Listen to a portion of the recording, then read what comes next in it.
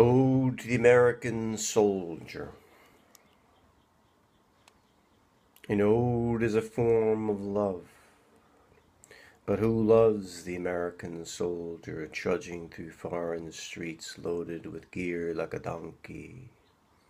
Night vision darting from dark curfew window to doorway where an ancient woman, veteran of bloodshed and birth, stands within the crosshairs of Christian hypocrisy, the soldier's rifle aimed at the heart of the matter, never to be reported.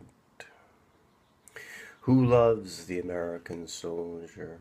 Not the president, not one of them, who propels GIs like jism issue into jungle, desert, and cities all over the globe to kill and die like seeds ground by mortar and pestle, condiment for a CEO's supper.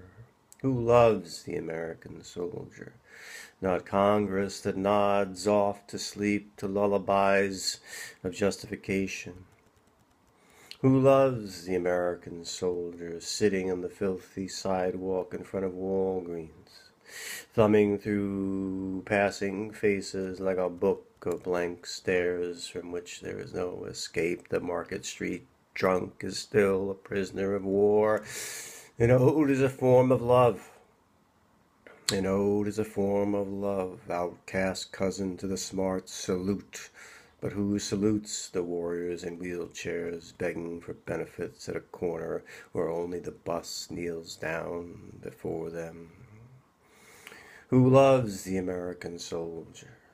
Not the very un-American mother or father who defend their homes and gods, and their snot-nosed kids with bullet, bomb, leaflet, broadcast or dream of their own Iraq, Vietnam, Cambodia, Chile, Libya, Argentina, Hawaii, North American prairie and coast, Alcatraz Island, Indian land. Who loves the American soldier? Not the media in bed with high commanding corporate sponsors. Who loves the American soldier? They can barely live with themselves, complicit as taxpayers as they turn the tables of torture. Who loves the American soldier? Not me, not even me. Poet, ode maker, lover of the least things, a snail, a shell, a piece of fruit, a penis, a planet, a sudden Y4, a pinch of salt thrown over the shoulder like a rocket. Not even me. Ode maker, lover of the least things, who as a young man almost regretted my pacifism as I lived from paycheck to paycheck, to shoplifted spaghetti the fourth week of the month mixed with butter on the hot plate of poverty, a dual burner that the last tenant left behind when he was convicted of being a black American Vietnam vet hooked on heroin, suffering from nightmares of skirmishes lost and skirmishes won. Almost regretted my fuzzy cheek stance against war as I fended off advertisements for the Army and Air Force, fly high, fly high. Sometimes regretted my fear of fear as I dismissed my older brother's claim that it was a good deal. His infamous war cry, have to get out of this town, can't stand this shit job anymore, and fuck it, you're gonna die sometime. A military hitch, like marrying a complete prick for financial security.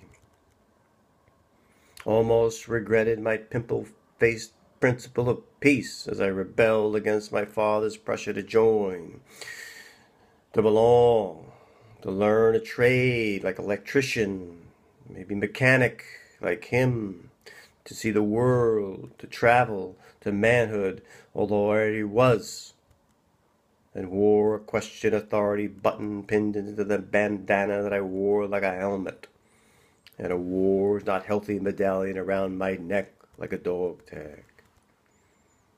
An ode is a form of love, but who loves the American soldier? Who lands on foreign sovereign soil straight out of high school or hired by Halliburton to drive the truck of racism straight into Fallujah to support their family back home, back home.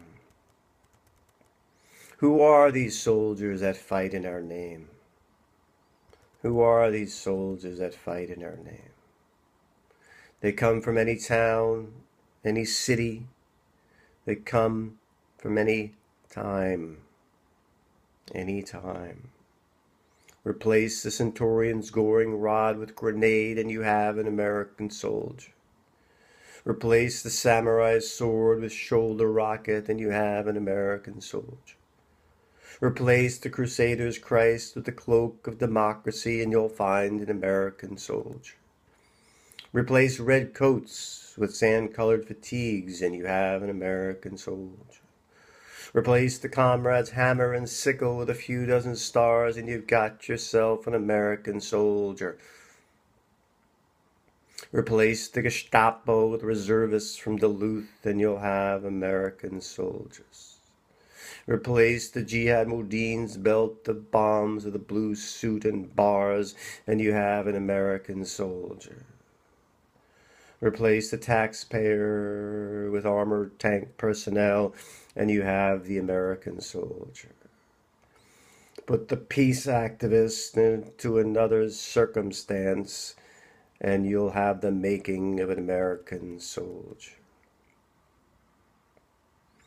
Replace this poem with a feudal demand for surrender on all sides, and you'll have an ode to the least of things, a human being thrown into uniform.